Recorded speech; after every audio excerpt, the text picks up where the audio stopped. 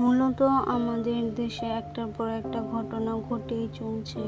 হত্যা, ধর্ষণ, শিশু নির্যাতন এসব যেন থামার নামে নিচ্ছে না। প্রতিদিন মোবাইল বা টিভি খুললেই আমরা দেখতে পারি অন্তত 20 থেকে 30টা শিশু ও নারী নির্যাতনের খবর চোখে পড়ে। সত্যি বলতে এখন আমাদের দেশে বিচার শব্দটা না যেন বিলাসিতা হয়ে গেছে এক প্রকার।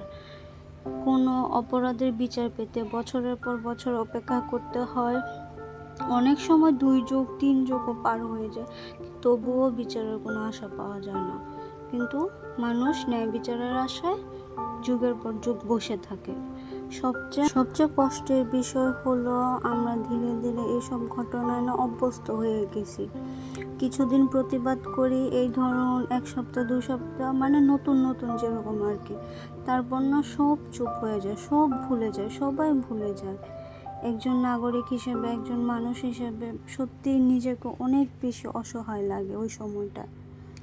আমরা এমন একটা সমাজ চাই যেন যেখানে একটা শিশু রাত্রে 10টা পর্যন্ত নিরাপদে থাকতে পারবে, খেলা করতে পারবে, বাহিরে নিরাপদে বাঁচতে পারবে। একটা নারী যখন জব করে বাসায় ফিরবে তখন যেন সে নিরাপদে বাসায় ফিরে, নিরাপদে চলাফেরা করতে পারে, আর অপরাধীরা যেন দ্রুত বিচার পায়।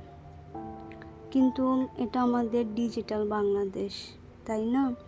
সব কিছু ডিজিটাল নিয়মে হইতেছে, তাই অপরাধীরাও ডিজিটাল নিয়মে অপরাধ করে বেড়াচ্ছে। শেষে এটাই বলতে চাই, সবাই যেন রামিসার ব্যাপারটা নিয়ে একটু আওয়াজ তোলে। সবাই যেন অপরাধীটাকে দৃষ্টান্তমূলক শাস্তি দেওয়ার মতো চেষ্টা করে। আমার, আপনার, সবাই যদি আমরা একসাথে মিলে আওয়াজ তুলি, তাহলে ইনশাল্লাহ একদিন না একদিন এই অপরাধী শাস্তি হবে। ধর্ষণ অবশ্যই বাংলাদেশ থেকে মুক্ত হবে, ইনশাল্লাহ।